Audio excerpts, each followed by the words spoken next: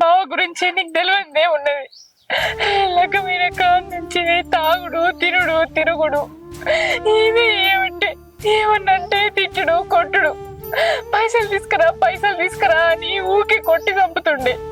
రోజు పైసలు అడిగితే నేను ఎక్కడికి వెళ్ళి తీసుకురావన్నే, నీ దగ్గర లేకపోతే మీ బాపు దగ్గరకు పోయి తీసుకురాపో అని కొడుతుండు. బాపుని ఎన్ని రోజుల నుంచి అడుగుతున్నానో తెలుసా? అడిగినప్పుడల్లా కాదనకుండా నా జీవితం మంచిగా ఉండాలని అన్నా వదినకు తెలియకుండా తాపకిన్ని పైసలు ఇత్తనే ఉన్నాడు. ఇంకేనని ఇత్తడే, ఆయన దగ్గర ఏమున్నదని కొడుకు కోడల మీద ఆధారపడే బతుకైనది. నా కోసం ఎంతనిస్తాడు, ఏమని చేస్తాడు? మా బాపు నా లగ్గంలో పెట్టిన పుస్తల తాడు కమ్మలు కూడా అమ్మిచ్చిందే. ఇంకెక్కడి నుంచి ఇవ్వాలి పైసలు? ఇక అమ్మటానికి ఏం లేదే. ఈ ఇల్లు నేను తప్ప. తాగటానికి పైసలు లేకపోతే రేపు ఇల్లు అమ్ముతాడు, ఇంకా పైసలు కావాలంటే నన్ను కూడా అమ్ముతాడే. మీ బావ గురించి ఎంత చెప్పినా తక్కువనే. పిల్లం పట్టి లేదు, ఇల్లు పట్టి లేదు, ఏం లేదు.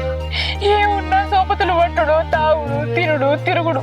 మా బాపుకు ఈయన గురించి తెలిసినా కూడా నన్ను గింతగానే చిత్రవద ఎత్తుండని నేను చెప్పలేదే. ఇవన్నీ చెప్పి బాపును ఇంకా బాధ పెట్టలేను. నాలో నేనే దాచుకొని కుమిలి పోడు తప్ప.